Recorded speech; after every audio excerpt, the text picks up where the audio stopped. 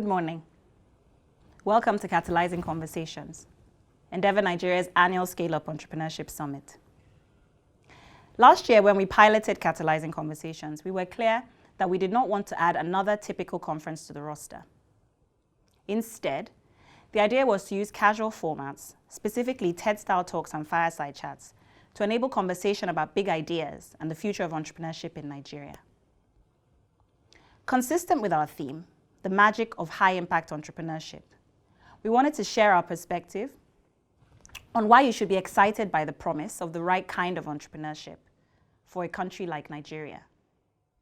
Our goal was to focus firmly on the entrepreneurs and to help them candidly tell their exciting, inspiring, and oftentimes bumpy stories. It worked. Over 300 entrepreneurs, investors, business leaders, and policymakers joined us, and the feedback was excellent.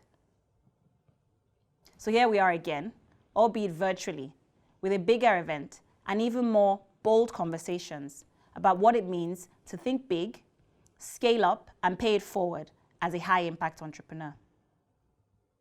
This time, we are setting Catalysing Conversations in the context of the theme, Building for the Future. 2020 has been a battle, and entrepreneurs are warriors. I'm lucky enough to have a ringside seat to the daily battles many have faced in the last 6 or 7 months as they manage through the crisis. To give you an idea, there are 17 Endeavour entrepreneurs in Nigeria. These are all founders of high-growth companies that are funded to Series A or B. Even they would probably tell you that this has been the hardest period they've faced on their entrepreneurial journeys so far. Their resilience and their leadership have been tested.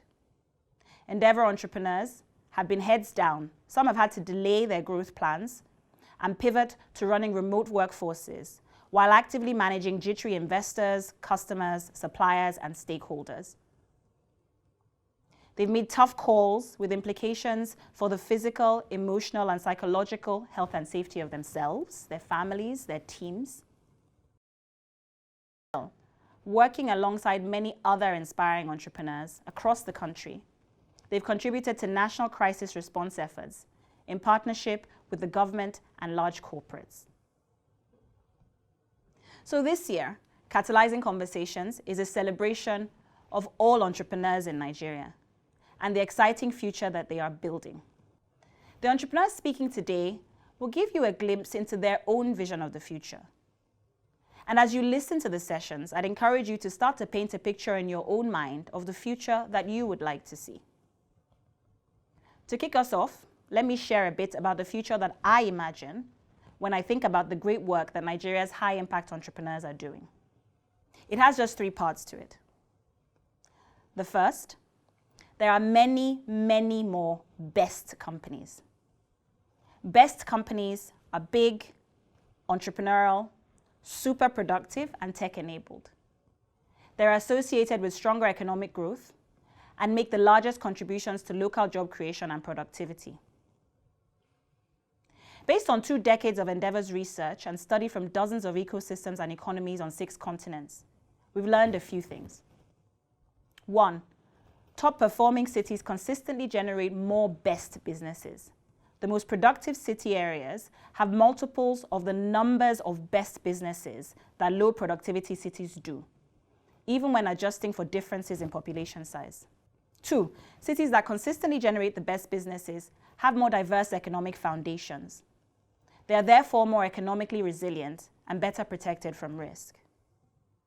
3, there is a strong relationship between an increase in the number of best businesses in a city and future growth in the. So what are best companies or best businesses? 4 things distinguish them. They are big. They can grow to a critical inflection point of 50 or more employees and tend to create the majority of new jobs and pay higher salaries. They are entrepreneurial. They're led by entrepreneurs who tend to invest more. They tend to reinvest more in their communities and to help other local companies grow. They are super productive. Businesses in industries like advanced manufacturing, specialty research, and software generate more productivity per employee. They are tech-enabled. Companies with more technology assets and employees tend to grow faster. Second view of my vision of the future.